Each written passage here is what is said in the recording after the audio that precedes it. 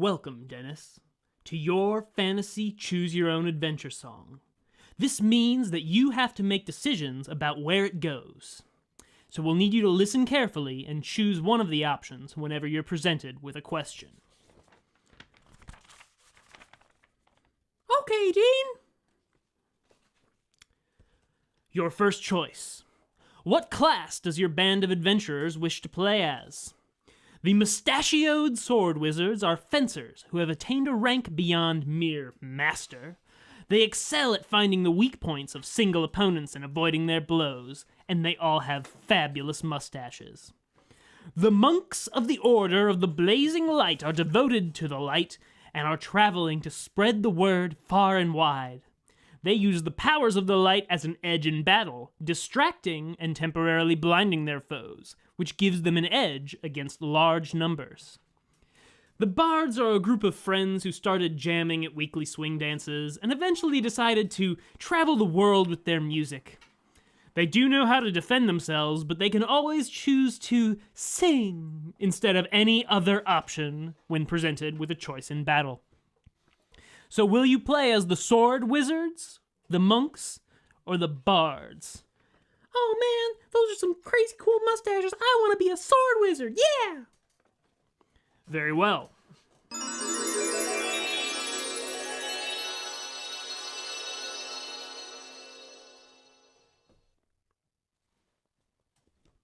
It is remarkable that you've gathered this many fantastic mustaches in one place, much less the greatest gathering of duelists the world has ever known.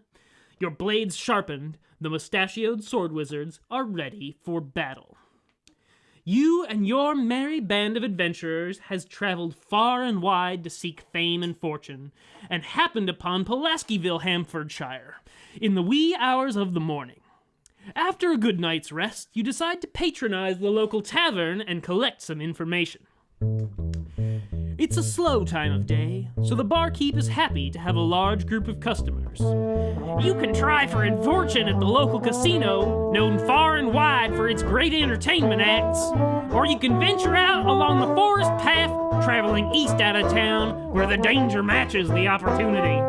I should warn you, though, the locals know not to bet their money at the casino, but when pressed, he refuses to say more on the subject.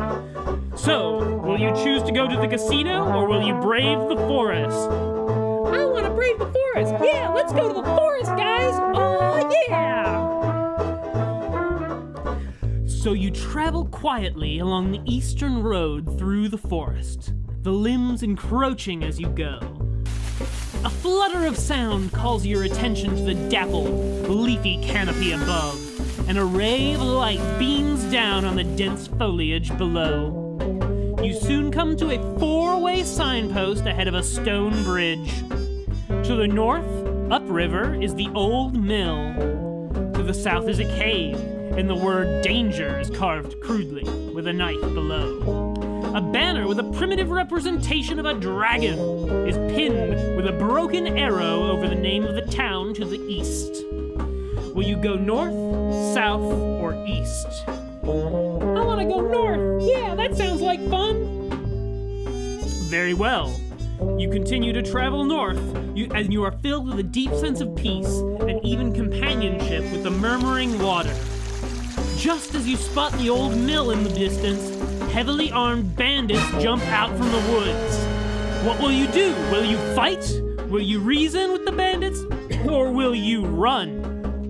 Oh man, we can take them, stinky bandits. Let's fight. Let's go to battle. Yeah. The bandits might be threatening and well-armed, but they don't have much in the way of armor and are taken aback by your fervent counterattack. They don't stand a chance against a coordinated group like yours, and you emerge victorious within minutes.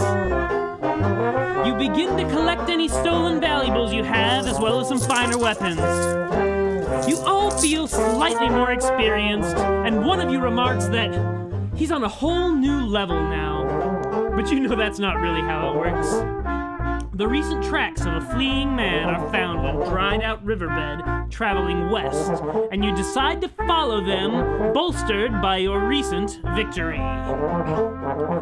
The tracks lead back into town and to the back door of an enormous warehouse. Inside, you are shocked by the extent of the group's operations. There are hordes of valuables in gleaming piles all over the well-lit warehouse. You see a frantic man telling a hooded figure about your resistance at the mill. Shouting in anger, the hooded man draws a curved dagger and plunges it into his underling, and you are faced with a choice. Will you try to fight the thieves, or will you try and sneak some treasure out of the well-lit thieves' den warehouse? Oh man, that sounds like a good idea! Let's steal some treasure from the thieves in the well-lit warehouse! Very well. You grab a goblet carefully off the pile, but jewels spill out of it, making a harmonious tinkling sound. In no time, the thieves are upon you with a tornado of slashing, curved daggers at their center. You fight valiantly and take many with you, but the hooded man alone is winning the battle. You are forced to retreat, suffering heavy losses, but you knock over a large oil lamp on your way out, which blocks off your enemies with a river of fire, and you manage to escape, mostly. Disheveled and disheartened, your party slumps back to the inn and begins to mourn your losses. As is customary, you hire a band to play a funeral dirge in a ceremony for your lost companions. The minor riches you scraped out over the day's work brings very light comfort to the weight of the casualties suffered. The strength of your numbers dwindling, you begin to rethink this whole adventure thing. But perhaps there is hope yet. As you recall good times with your fallen allies, you resolve to continue your adventures. Resilient, you strike out. Early the next morning,